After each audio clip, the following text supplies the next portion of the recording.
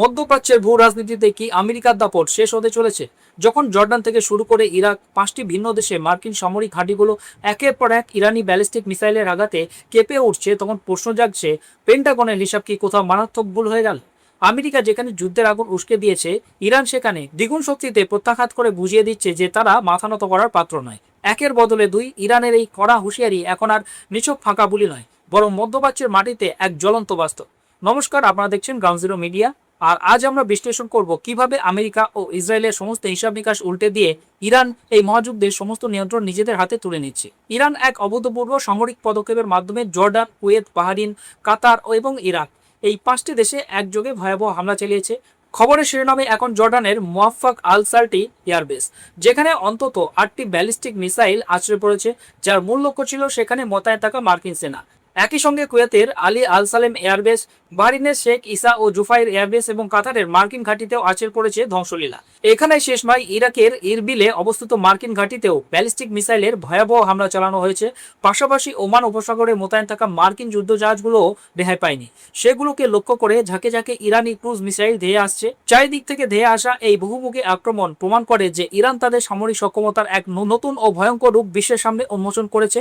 সবচেয়ে আশ্চর্যের বিষয় হলো, এই নিখুঁত ও বিধ্বংসী আক্রমণ এমন একটা সময়ে চালানো হলো যখন ইরানের শীর্ষ নেতারা এবং IRGCর কমান্ডাররা দেশের অভ্যন্তরীণ এক গভীর শোকের পরিবেশে ব্যস্ত ছিলেন। খামেনি যা এবং আনুষঙ্গিক প্রক্রিয়ার কারণে যখন গোটা বিশ্ব ভেবেছিল ইরানের সামরিক কাঠামো হয়তো সাময়িকভাবে দুর্বল বা স্থবির হয়ে পড়েছে, ঠিক তখনই IRGC তাদের কাজ নীরবে এবং অত্যন্ত সুচারুভাবে সম্পন্ন করেছে। তারা বুঝিয়ে দিয়েছে যে রাজনৈতিক বা রাষ্ট্রীয় কোনো ঘটনা তাদের সামরিক ফোকাস বা প্রতিরোধ ক্ষমতাকে এক চুলও টলাতে পারবে না। কোনো রকম পূর্ব প্রস্তুতি ছাড়াই এতগুলো দেশে মার্কিন ঘাঁটিতে একযোগে হামলা চালানো কোনো সাধারণ সামরিক বাহিনীর পক্ষে সম্ভব নয়। এটি স্পষ্টত ইঙ্গিত দেয় যে ইরানের রেভলিউশনারি গার্ডস এই ধরনের একটা পূর্ণাঙ্গ যুদ্ধের জন্য আগে থেকে ব্লুপ্রিন্ট তৈরি করে রেখেছিল। যুদ্ধের সমীকরণ কেবল আকাশপথে সীমাবদ্ধ নেই, বরং স্থলভাগেও এক নতুন ফ্রন্ট খুলতে চলেছে আমেরিকা। ভৌগোলিক কারণে ইরানের অভ্যন্তরে মার্কিন সেনা সরাসরি নামানো কার্যত অসম্ভব বুঝে আমেরিকা এখন কুর্দোস যোদ্ধাদের হাতিয়ার হিসেবে ব্যবহার করছে। এই কুর্দোসদের অর্থ ও অস্ত্র দিয়ে ইরানের বিরুদ্ধে স্থল আক্রমণের জন্য উস্কে দেওয়া হচ্ছে। কিন্তু ইরান এই ষড়যন্ত্রের গন্ধ আগে থেকে পেয়েছিল এবং এর কাউন্টার স্ট্র্যাটেজি হিসেবে IRGC তাদের সবচেয়ে ভয়ঙ্কর ও দুর্ধর্ষ র্যাপিড রিঅ্যাকশন ফোর্স এবং স্পেশাল ফোর্সকে পশ্চিম সীমান্তে মোতায়েন করে দিয়েছে। ইরান শুধু বর্ডার সিল করেই থেমে থাকছে না, তারা স্পষ্টভাবে জানিয়ে দিয়েছে যে কুর্দ চরমপন্থী ইরানের সার্বভৌমত্ব লঙ্ঘন করলে ইরাকের ভূখণ্ডের কয়েক কিলোমিটার ভেতরে ঢুকে একটি নিরাপত্তা জোন বা বাফার করিডোর তৈরি করতে তারা পিছুপা হবে না। এই সংঘাত এখন আর কেবল ইরান ও আমেরিকার মধ্যে সীমাবদ্ধ নেই, এটি আঞ্চলিক মহাযুদ্ধে রূপ নিচ্ছে। ইয়েমেন ইতিমধ্যে ঘোষণা করেছে যে তারা সম্পূর্ণভাবে ইরানের পাশে দাঁড়িয়ে। অন্যদিকে ইরানের বিদেশমন্ত্রী আব্বাস আরাগাচি ওমানের সাথে গুরুত্বপূর্ণ কূটনৈতিক আলোচনা চালিয়েছেন।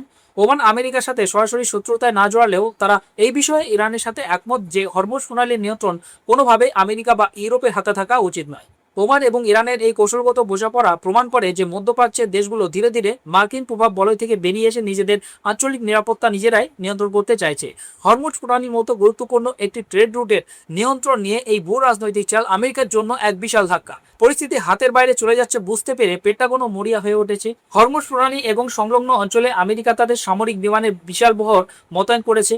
তেল আভিভ থেকে শুরু করে বিভিন্ন মার্কিন ঘাঁটি থেকে Boeing KC-46, Pegasus, KC-135, Stratotanker, E-3 Sentry অ্যাওয়াকাস এবং MQ-9 রিপার ড্রোন সমানে আকাশে চক্কর কাটছে।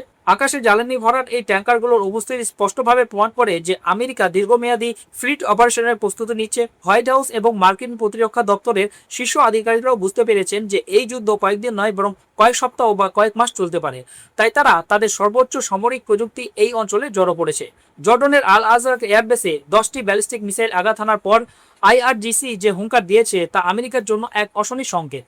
ইরান ইতিমধ্যে হুঁশিয়ারি দিয়েছে যে প্রয়োজন হলে তারা হরমুজ প্রণালী সম্পূর্ণভাবে বন্ধ করে দেবে, যা গোটা বিশ্বের অর্থনীতিকে স্তব্ধ করে দেওয়ার ক্ষমতা রাখে।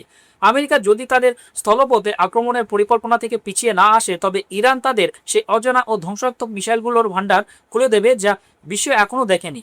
মধ্যপ্রাচ্যের এই দাবার বোর্ডে ইরান যে এখন আর কেবল ডিফেন্স নয়, বরং আগ্রাসী অ্যাটাকিং খেলছে, তা আজকের এই পরিস্থিতি সবচেয়ে বড় প্রমাণ। এই পুরো বিষয়ে আপনার মতামত কি? কমেন্ট বক্সে অবশ্যই জানান।